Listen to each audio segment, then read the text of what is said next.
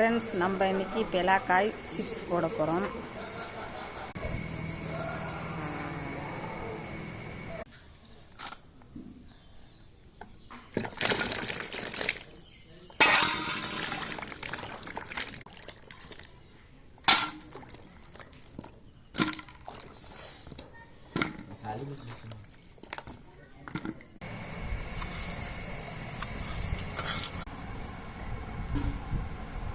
அரிசி மாவு போட போகிறோம். கொஞ்சமாக சால்ட் உப்பு கொஞ்சம் இப்போ சொல்லு.